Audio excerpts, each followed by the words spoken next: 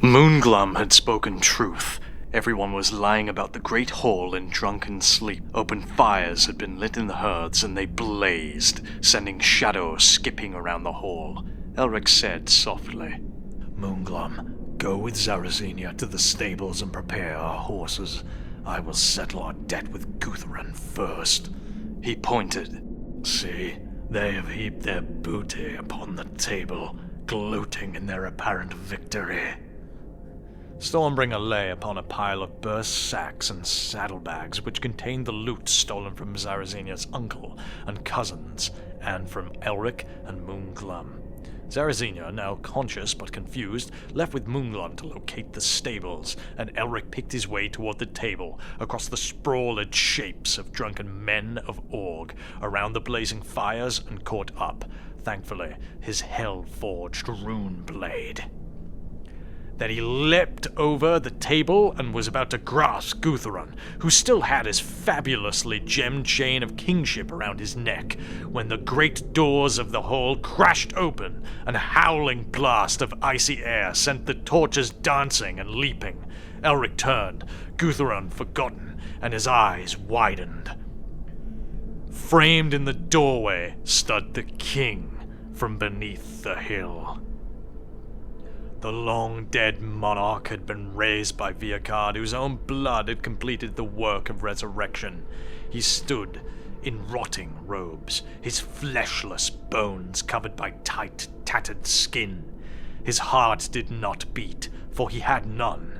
He drew no breath, for his lungs had been eaten by the creatures which had feasted on such things.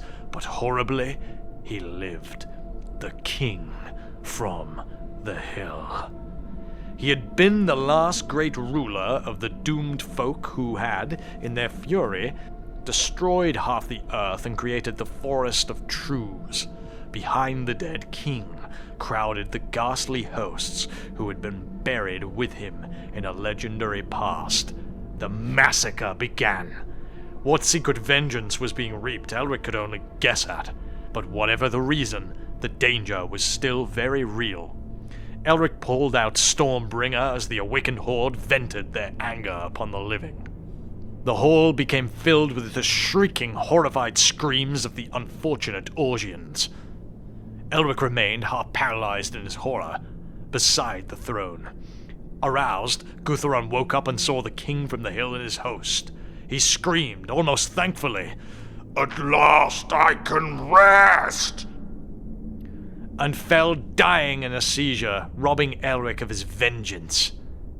Viacard's grim song echoed in Elric's memory. The three kings in darkness, Guthrum, Viacard, and the king from beneath the hill. Now only the last lived, and he had been dead for millennia. The king's cold, dead eyes roved the hall and saw Guthrum sprawled upon his throne, the ancient chain of office still about his throat. Elric wrenched it off the body and backed away as the king beneath the hill advanced. And then his back was against the pillar, and there were feasting ghouls everywhere else. The dead king came nearer, and then a whistling moan, which came from the depths of his decaying body, launched himself at Elric, who found himself fighting desperately against the Hill King's clawing, abnormal strength, cutting at flesh that neither bled nor suffered pain. Even the sorcerer's rune blade could do nothing against this horror that had no soul to take and no blood to let. Frantically, Elric slashed and hacked at the Hill King, but ragged nails raked his flesh and teeth snapped at his throat. And above everything came the almost overpowering stench of death as the ghouls, packing the great hall with their horrible shapes, feasted on the living and the dead. Then Elric heard Moonglum's voice calling, and saw him upon the gallery which ran around the hall. He held a great oil jar. "Lure him close to the essential fire, Elric! There may be a way to vanquish him! Quickly, man, or you're finished!" In a frantic outburst of energy, the Melniboné forced the giant king toward the flames. Around them, the ghouls fed off the remains of their victims, some of whom still lived, their screams calling hopelessly over the sound of carnage. The Hill King now stood, unfeeling, with his back to the leaping central fire. He still slashed at Elric. Moonglum hurled the jar. It shattered upon the stone hearth, spraying the king with blazing oil. He staggered, and Elric struck with his full power, the man and the blade combining to push the Hill King backwards. Down went the king into the flames, and the flames began to devour him. A dreadful lost howling came from the burning giant as he perished. Flames licked everywhere throughout the great hall, and soon the place was like hell itself, an inferno of licking fire through which the ghouls ran about, still feasting, unaware of their destruction. The way to the door was blocked. Elric stared around him and saw no way of escape, save one. Sheathing Stormbringer, he ran a few paces and leaped upwards, just grasping the rail of the gallery as the flames engulfed the spot where he'd been standing. Moonglum reached down and helped him to clamber across the rail. "I'm disappointed, Elric," he grinned. "You forgot to bring the treasure." Elric showed him what he grasped in his left hand, the jewel-encrusted chain of kingship. "This bauble is some reward for our hardships," he smiled, holding up the glittering chain. "I stole nothing by Audiobook. There are no kings left in Org to wear it. Come, let us join Zarazenia and get our horses." He ran from the gallery as masonry began to crash downwards into the great hall. They rode fast away from the halls of Org, and looking back, saw great fissures appear in the walls and heard the roar of destruction as the flames consumed everything that had been Org.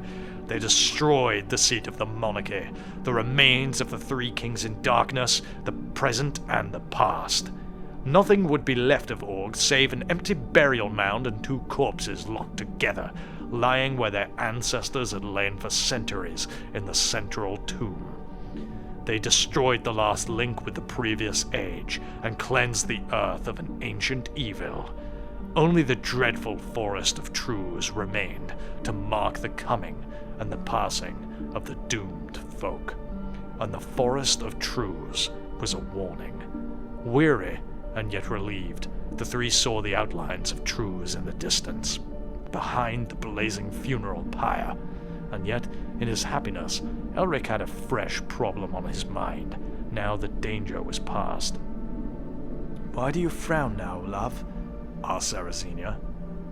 "Because I think you spoke the truth. Remember you said I placed too much reliance on my rune blade here?" "Yes, and I said I would not dispute with you." "Agreed, but I have a feeling you were partially right. On the burial mound and in it I did not have Stormbringer with me, and yet I fought and won because I feared for your safety." His voice was quiet.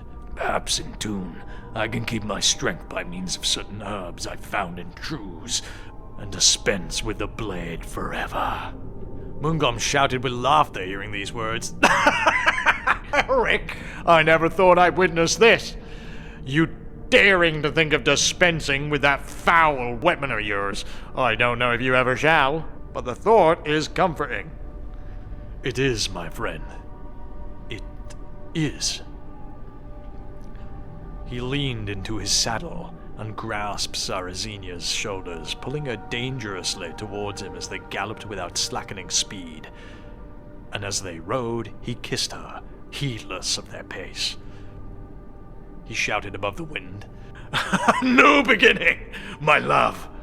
And they all rode laughing towards Karlak by the Weeping Waste, to present themselves, to enrich themselves, and to attend the strangest wedding the northern lands had ever witnessed.